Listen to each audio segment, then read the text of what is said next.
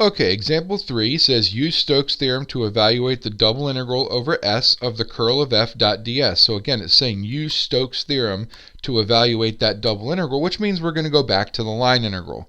So we're going to use the line integral of f dot dr. That's what we're going to use here. So it gives us our vector field, which is the long thing there you see. I'm not going to read it all out to you. S is the part of the cone y squared equals x squared plus z squared that lies between the planes y equals 0 and y equals 3, oriented in the direction of the positive y-axis. So if we were to sketch that, it's telling us that we have a cone which is oriented around the positive y-axis, and it's going to go in that direction. So it looks like the cone is going to do something like this, and then like that, and this right here is y equals 3. Of course, this is back here at 0, and it does say that it wants the this to be oriented in direction of the positive y-axis, which means that we want the vector field to be going that direction. So when we end up doing this, it should be going positively. And so the biggest thing is we want to check the rotation of this as we go. The rotation of this thing has to be in this direction around C. Okay, that's our C, so it has to be in that direction to be positively oriented, because it says that we are we have to be coming this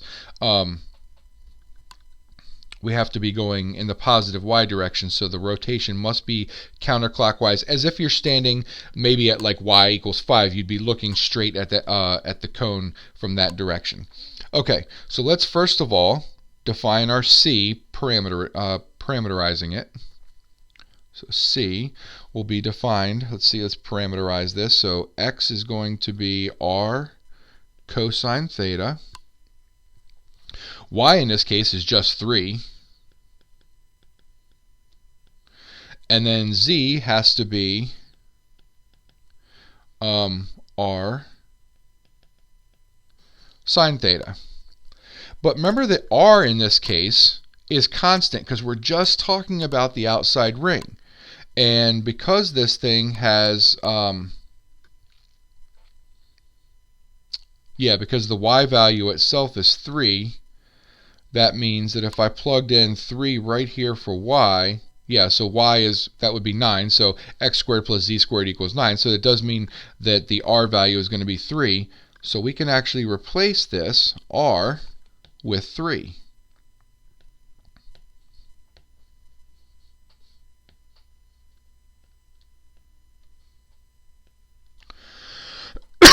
And that should be parameterized. But remember I said we have to check the direction of rotation to make sure that it's good. So this is, not the way we're used to looking at it. We're used to looking at something which is going around the z-axis projected down into the xy plane. It's a little bit easier for us to see that because we're used to dealing with it. Let's make sure that everything is okay. So that if I check a point, so let's say that we're going to go with theta equals 0. So there's theta equaling 0. If I plug in 0 for theta, let's see, we're going to get x is going to be 3, which is out here, and z is going to be 0. So that's the point right there. That would be the point that is sitting on the xy plane where x is 3, but z is 0, no height. So now let's go to pi halves. If I plug in pi halves, so 3 cosine of pi halves is 0, so x is 0, and then 3 sine of pi halves is 1. That point would actually be the point up here. That's going in the wrong direction. That's actually going backwards for what we want. So because we want it to be positively oriented, we need that to go the other direction. Well, the easiest way to change that is just to make the z value a negative. So we're going to call that negative 3 sine theta. Then it will go in the correct direction, and then that second point would actually be down here, and then it would be traversing in the correct direction. So make sure you check the orientation. That is important. Alright, so that C right there represents our R. I just didn't write it as R, but we're going to need R prime. So if we take the derivative of our x, y, and z components, now that they're parameterized, we're going to get negative 3 sine theta. The derivative of 3 is 0. The derivative of negative 3 sine theta is negative 3 cosine theta. So there's our r prime. We need to parameterize our f using r. So let's see what we've got here. X squared y cubed z for f. So x squared is going to be 9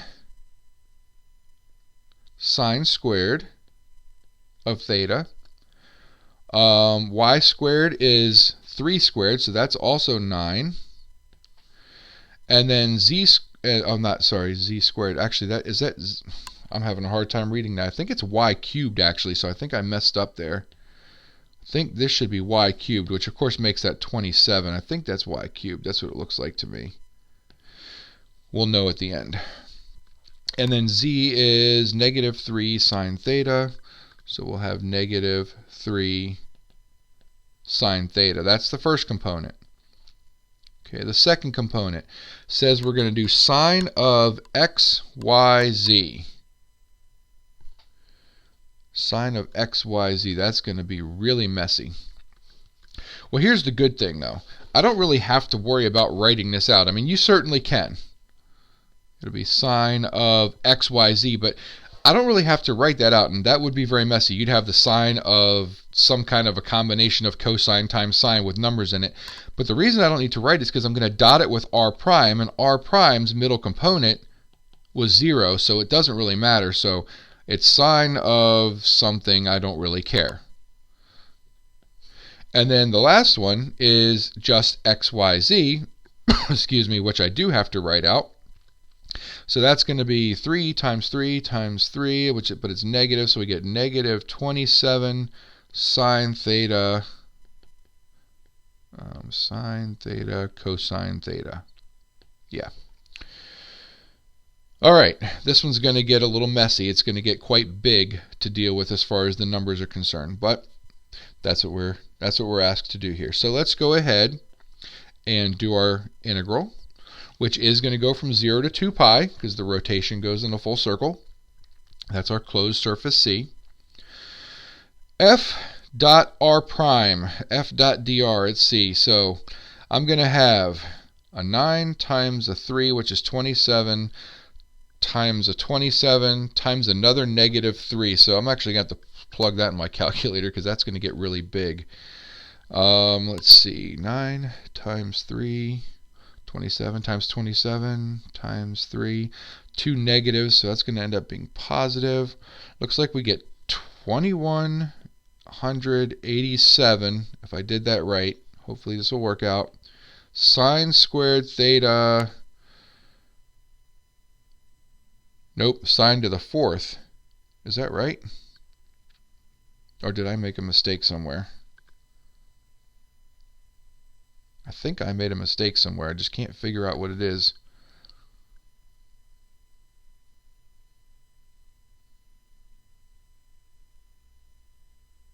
Oh, I see what it is. Hopefully you guys caught this already. This should be cosine squared. Yeah, oops. That's the difference. That's cosine squared. Yeah, because x squared is x itself is 3 cosine, so x squared should be 9 cosine squared. I don't know why I wrote the sine squared. I was probably looking at r prime of t. Just goes to show you, be careful what you're looking at there. So this should be 2187 sine squared cosine squared, looks like. Sine squared, yes, cosine squared theta. Whew, okay, that's the first component. Second component, like I said, again, that's 0, that's gone. And then we have to add, let's see, that's going to be negative 3 times negative 27 is 81. That one I can actually do. And then we're going to get sine theta cosine squared theta. That one looks right.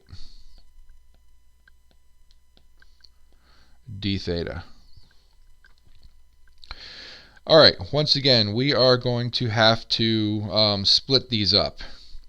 So we're going to have 0 to 2 pi of 2187 sine squared theta cosine squared theta d theta plus integral 0 to 2 pi of 81 sine theta cosine squared theta d theta. All right. Excuse me. We're going to have to use a couple of identities here on the first one, or at least one big identity on the first one. I'm actually going to deal with the second one first, though, because this is actually going to be a little bit easier. On the second one, you would have to let u equal cosine. And again, once we do that, you're going to get negative sine theta d theta for du. And then d theta is du over negative sine theta. Of course, I didn't really need that last step because, once again, if I change the bounds, if I plug 0 and 2 pi in for theta, I'm going to get the integral from 1 to 1. So it doesn't really matter what happened with the rest of this. That part is going to be 0. The other one is going to give us something. So we're going to use the idea here that what I really have, I'm going to take that 2187 out to the front just to make it a little bit easier. What I really have here is I have sine squared, cosine squared. There are multiple ways that you could go about doing this. I think the easiest way might be if you were to rewrite this as sine theta cosine theta times sine theta cosine theta. And you'll see why here in just a second. There is an identity which says that 2 sine theta cosine theta is the same thing as the double angle of sine, or sine of 2 theta. So if I want to figure out what sine theta cosine theta is, I'm just going to divide both sides by 2 or multiply by a half. So what I can replace each one of those sine cosine thetas, or sine theta cosine theta, with is a half of sine of 2 theta. So I'm going to do that. So we're going to have 2187 integral 0 to 2 pi. Replace each one of those sine theta cosine thetas with 1/2 sine of 2 theta. 1/2 sine of 2 theta. This may not be the easiest way. There could have been an easier way. I don't know. This is just the way that I saw to do it. So I can pull each one of the 1/2s out to the front and multiply those. So that's going to give me a 1/4. So I'll get 2187 over 4, integral from 0 to 2 pi of sine squared of 2 theta. And then, like I said, we are going to have to use a couple of different identities. So the next one is going to be, sorry about that. The next one is going to be to reduce the sine squared by using the reduction formula. So the reduction formula of sine squared says that it's going to be 1/2 1 minus cosine of double the angle. Well, the angle is already 2 theta, so we have to double that. It becomes 4 theta d theta. And that's just reducing. Still haven't done the integral yet.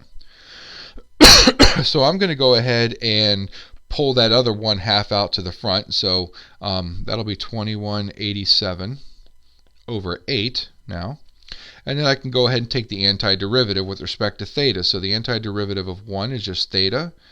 Antiderivative of the minus cosine is going to be a minus sine of 4 theta. But then I have to remember to bring the reciprocal of the angle out front. So it's going to be a 1/4. And we'll evaluate that from 0 to 2 pi. All right, so we've got 2187 over 8. Plug in 2 pi, and you're going to get 2 pi minus, well, if I plug in 2 pi for theta with a sine, it's sine of 8 pi, but that's 0, so minus 0. Plugging in 0 is all zeros, so we just get 2 pi. So really what we're going to get here is 2187 pi over 4. Plus the original 0, which is still 2187 pi over 4. Okay, and that's what our Stokes theorem says that this line integral is going to be. Okay, example number 4. It says use Stokes theorem to evaluate the line integral of f dot dr. So as soon as it says that, by saying use Stokes theorem, that really means that in this case we actually want to do our double integral. So we're actually going to use the double integral over s of the curl of f dot ds, but again, I'm going to write that as dot n dA. So actually, I'm going to change that s down here to a d. So that's what we're going to use.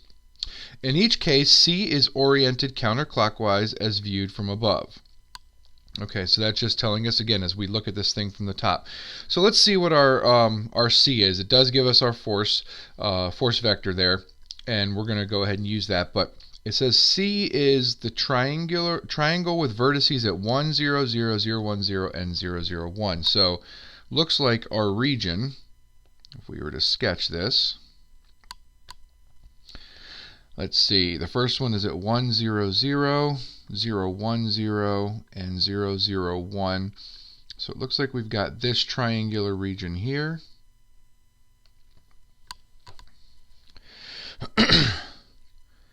And it does say that we want this thing to be traversed counterclockwise, which means that it has to go in this direction, around there, like that.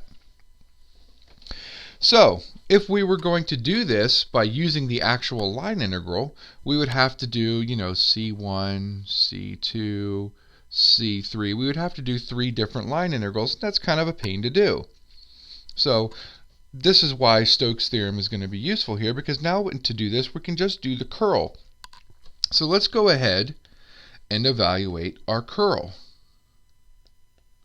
So the curl of f, all right, it's I, j, k. The partials, this doesn't change.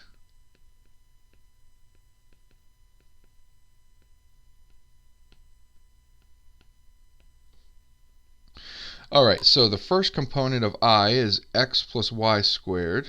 X plus y squared. The second component of f is y plus z squared. Y plus z squared. And then the last component is z plus x squared. Z plus x squared. Okay, so let's go ahead and evaluate the curl. Eliminating the I row and column, I'm going to have the partial of y of z plus x squared, that's 0, minus the partial of z of y plus z squared, that's going to be 2z, so it's going to be minus 2z, because it was 0 minus that.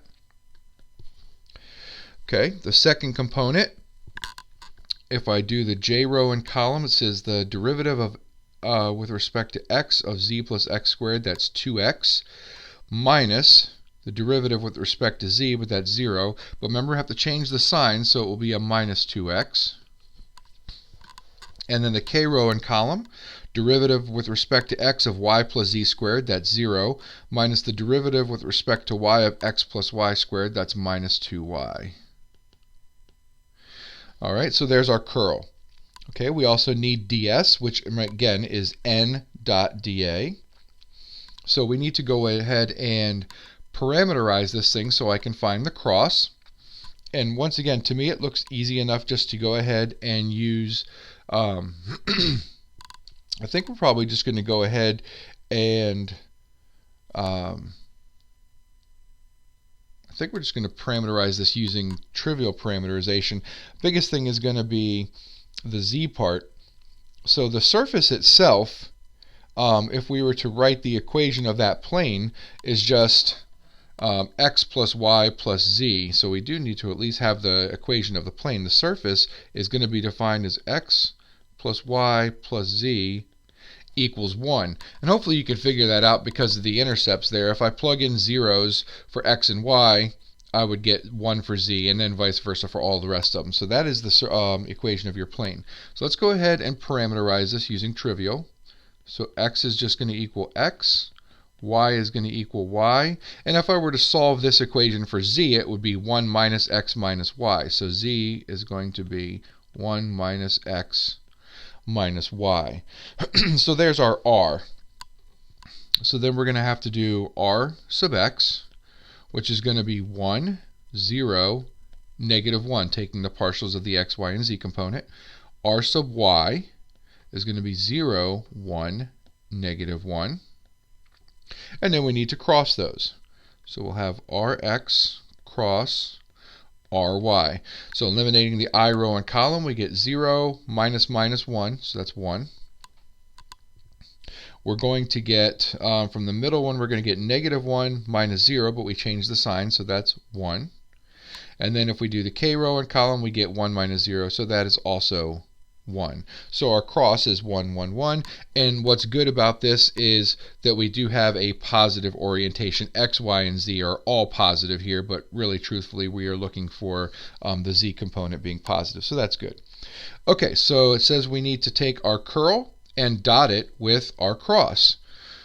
All right, well, that's going to be pretty easy since the cross was 1, 1, 1. So we're going to take the curl and dot it with the cross. And we're going to have our double integral.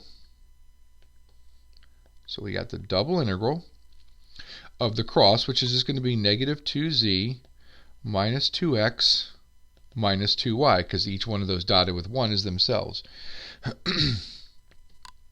dA. This will be over top of our domain. So let's go ahead and figure out the domain. Now, to do this, we actually have to figure out what the domain of this thing is. So that's going to be based upon what we've got down here, that section down there. Let's go ahead and redraw that two-dimensionally just to make it easier to look at. That's 1, that's 1. So it looks like this line right here is y equals 1 minus x. So if we do this as a type 1 region, we're going to go from 0 to 1 minus x for the y values and 0 to 1 for the x values. So let's go ahead and do it as a type 1.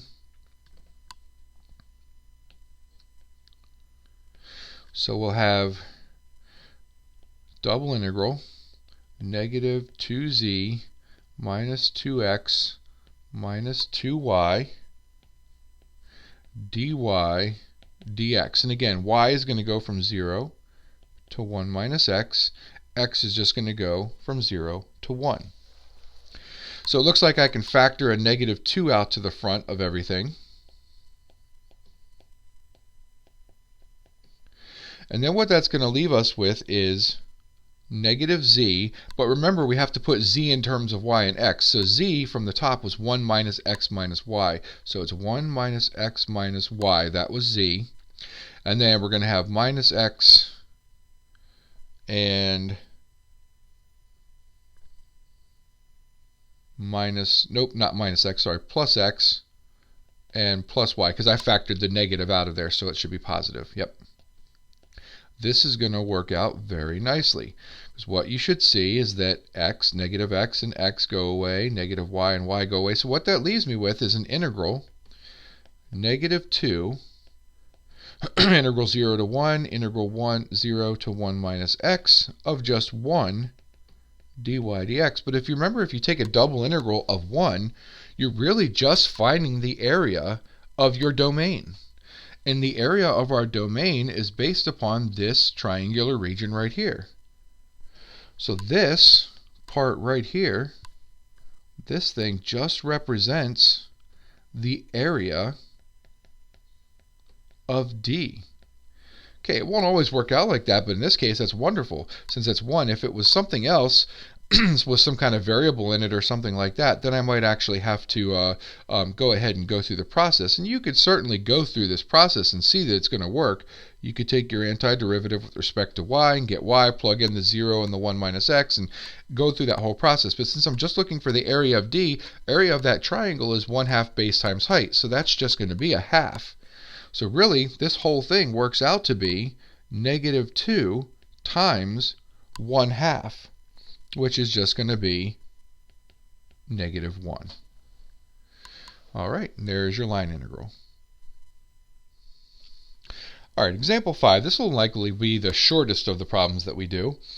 And you might look at it, and once we get to the curl, and you might think, really? But you'll see how it works out.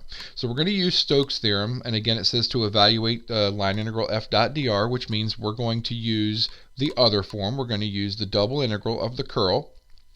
So we're going to use the double integral over S of the curl of f dot ds, which again we can write as the double integral over d of the curl dotted with n dA. So we need to find the curl. Let's see. It does say that C is oriented counterclockwise as viewed from above, so we shouldn't have a problem there. And C is the circular region x squared plus y squared equals 16, and Z itself is 5. So if I was to sketch this, it looks like it is literally just a circle, which is someplace up here where Z is 5. It does say it's got to be viewed from above in a counterclockwise region. Totally messed up that last arrow. Counterclockwise way, like that. And our D here, because we're going to need our domain, if we kind of sketch this thing down there, is what we're going to use to parameterize this thing. All right, so let's go ahead and get our curl. So the curl of f I, j, k, d, dx, d, dy, d, dz. Looks like we got yz is the first component, 2xz is the second component, and then e to the xy is the third component. Okay, curl. Eliminating the I row and column, derivative with respect to y of e to the xy is going to be x e to the xy, x e to the xy, minus the derivative with respect to z of 2xz is 2x, so minus 2x. That's the first component. Okay, the second one. Eliminating the j row and column, the derivative with respect to x of e to the xy is going to be y e to the xy, minus the derivative with respect to z of yz is y. But of course we have to change the sign, so I'm just going to go ahead and put that in parentheses and make that a negative. And then the k row and column is going to be the derivative with respect to x, which is 2z, minus the derivative with respect to y of yz is just z.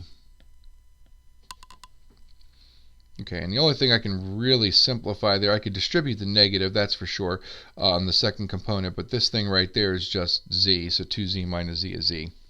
All right, and you're going to look at that and think, wow, you think that's going to be easy? Well, let's see what happens when we do the cross, and this should make things a little bit easier.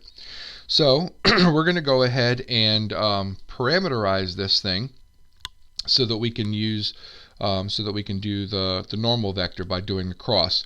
In this case, I'm going to go ahead and parameterize it right away because it's clearly a circle. So x in this case is going to equal r cosine theta. Y is going to equal r sine theta. And z, in this case, it tells us z is just 5. All right. So let's go ahead and figure this thing out. So we're going to have to do r sub theta.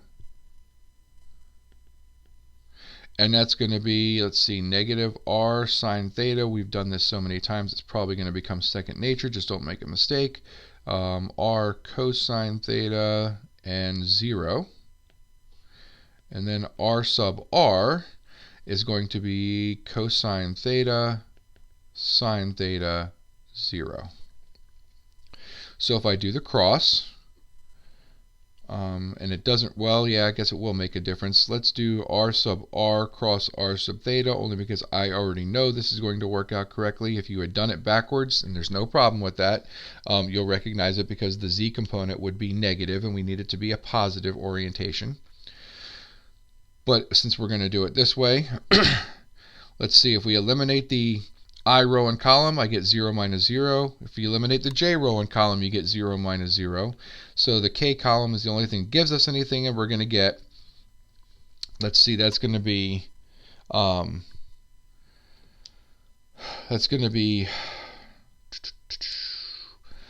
r cosine squared minus minus r sine squared, so that's going to be plus, so it's going to be r cosine squared plus sine squared, so it's going to be r. And that does work. And if you don't believe that, you can go ahead and check that out, write it all out.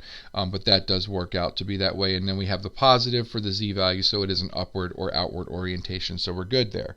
So why did I say that this was all going to work out, right? Because that's my cross product. That's my normal vector. Well, look what happens when we have to dot that with our curl. The first two components are going to be 0. They're gone. That's wonderful. So all we're going to have to do is the double integral of r times z, but z itself is 5. That's what z is, because it's just a constant value. So really this is going to be r times z down here, but that's 5r, since z itself is 5. And then dr d theta. Notice I do not need the extra r because we parameterized it in terms of polar already. So let's just figure out the bounds. Well, let's see, x squared plus y squared equals 16, so that means I'm going to go from 0 to 4 for r and 0 to 2 pi for theta. So this one should be pretty quick and easy. 0 to 2 pi for d theta we can separate, so that's just going to end up being our standard 2 pi. And then the antiderivative of 5r is going to be 5 halves r squared from 0 to 4. Okay, that 2 is going to get rid of that 2. So we're going to end up with 5 pi times 16 minus 0. So 5 pi times 16 is 80 pi.